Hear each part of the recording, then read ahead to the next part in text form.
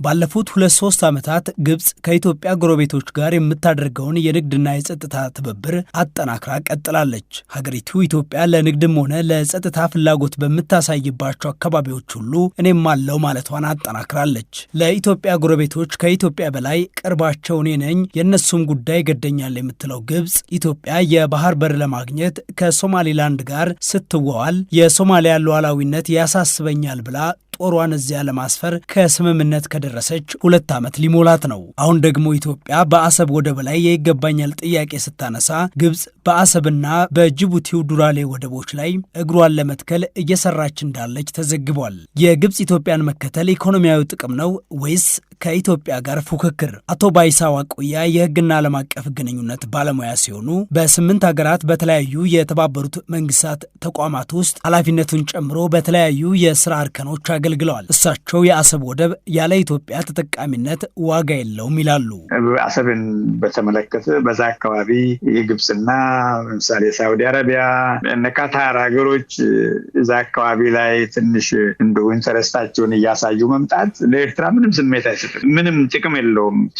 አሰብን ወስደ ዘመናዊ ወደብን ብታረገው እንደው የደከሙ በዛ በኩል በቀይ ባህር የሚያልፉ መርከበኞች ጎራ ብለው ሻይ ጠጥቶ እንዲያልፉ ካልሆነ በስተቀር አሰብ ወደብ ላይ እቃ የምታራግፍ ነገር አይኖርም። ምክንያቱም ተቀባዩ ኢትዮጵያ ብቻ ነው ለዛ ተጠቃሚ የሚሆነው፣ ሌላ ማንም ሀገር ተጠቃሚ አይሆንም። እንዲሁ ጎረቤት ሀገሮችን ወደ ደቡብ ሱዳንም ካልክ ኢትዮጵያ ውስጥ ማለፍ አለባቸው። ኢትዮጵያ ካልተጠቀመችበት የአሰብ ወደብ ለማንም ጥቅም አይሰጥም። ግን እነዚህ የተለያዩ ሀገሮች ዝም ብሎ ቺፕ የሆነ ነፃ ኢትዮጵያን ለማናደድ ኢትዮጵያ እንዳትጠቀም ከማለት ሲዝ ለማድረግ ነው እንጂ አሰብ ወደብ ላይ የፈለገውን ኃይል ኢንቨስት ተደርጎ የአረብ መንግስታት ሁሉ ገነት ሊያረጓት አሰብን ለኤርትራ ምንም ነገር አይሰጥም። ይሄ ምቀኝነት የሚባለው ኢትዮጵያ በአማርኛ ቋንቋ ምቀኝነት ነው። ቅናት ሳይሆን ምቀኝነት ነው። ኢትዮጵያ ለምን ተጠቀመች ነው እንጂ ግብጽ ምንም አይቀርባትም። ምናልባት የቱሪስት ሳይት አድርጎ እንደ ሸርም ሼክ እንደነ ኡርጋዳ አይነት የቀይ ባህር የቱሪስት መሳቢያ ቦታ ሊያደርጉ ይችሉ እንደሆነ እንጂ እንደ ወደብነት አሰብን ትሪሊየንስ ኦፍ ብር ኢንቨስት ብታደርግበት ተጠቃሚ የለውም ከኢትዮጵያ ውጭ። ግብጽ አሁን ዙሪያ የገባውን ለማልማት በሚል ምክንያት ውድድር ውስጥ የገባቸው ኢኮኖሚያዊ ጥቅም ስለምታገኝበት ሳይሆን ከኢትዮጵያ ጋር በአባይ ውሃ ጉዳይ ቅራኔ ውስጥ በመግባቷ ብቻ እንደሆነ ዘርዝረዋል። አቶ ባይሳ ዋቆያ አሰብ ያለ ኢትዮጵያ ተገልጋይ ሊኖረው አይችልም የሚሉበትን ምክንያት ሲያስረዱ ጅቡቲ የራሷ ወደቦች አሏት፣ ሶማሊያ አላት፣ ሱዳን ራሷ አላት። አሰብ ተጠቃሚ መሆኑት በቀጥታ ኢትዮጵያዊ ስትሆን በተዘዋዋሪ ደግሞ ደቡብ ሱዳን ልትሆን ትችላለች። እነዚህ ሁለቱ ካልተጠቀሙበት ደግሞ ምንም የለም። ስለዚህ ምን ለማለት ፈልጌ ነው፣ የነዚህ የአካባቢው መንግስታት በዛ አካባቢ በአሰብም አካባቢ ወልታት ደግሞ ዝቅ ብሎ በርበራና ሞቃዲሾ ራሱ ውስጥ መጥቶ ኢንቨስት ማድረጉ ለአንዳንዶቹ የሶማሌን መንግስት ከአልሸባብ ለመጠበቅ ይሆናል። አንዳንዶቹ ደግሞ የኢኮኖሚክ ኢንትረስት ነው። ስታየው ደግሞ ሶማሌ ትልቅ ማርኬት ልትሆን አትችልም። እንደ አሳዎችን ለማጥመድ ካልሆነ በስተቀር ሌላ ንጥረ ሀብት የላትም። ከሆነም ደግሞ ማርኬት እንደ ኢትዮጵያ 120 ሚሊዮን ህዝብ ያላት ሀገር ብትሆን ትልቅ ገበያ ትሆናለች።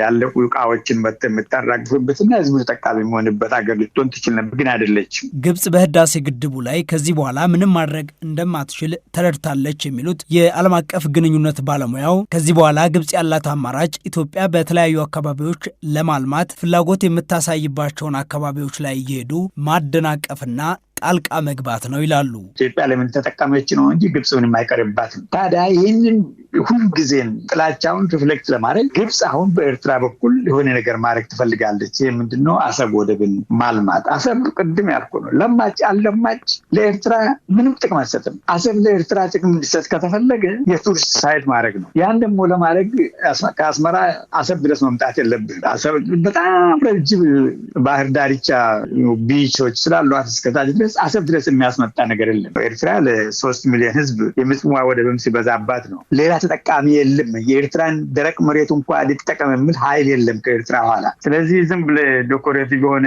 ወደብ ሰርተህ ኦንሊ እንደ ወደብ ጥቅም ሊሰጥ የሚችለው የተበላሹ መርከቦች ማረፊያ ወይም የደከሙ መርከበኞች ማረፊያ፣ መዝናኛ፣ ቢች ካለ ጊዜው ቆሞ አርፈው እንዲሄዱ ካላስፈለገ በስተቀር ለቋሚ ተጠቃሚነት የአሰብ ወደብ ለማንም ጥቅም አይሰጥም። እዛ ላይ ገንዘብም አያፈሱም። በተጨማሪም የዓለም አቀፍ ግንኙነት ባለሙያው አቶ ባይሳ ዋቆያ በአሰብ ዙሪያ የግብፅም ሆነ የሌሎች ሀገራት እንቅስቃሴ ለኤርትራ ላይም ለራሳቸው ስለሚጠቅም ሳይሆን ኢትዮጵያ እያነሳች ያለችውን የባህር በር ጥያቄ ለማርገብ የሚደረግ እንቅስቃሴ መሆኑን ጠቁመዋል።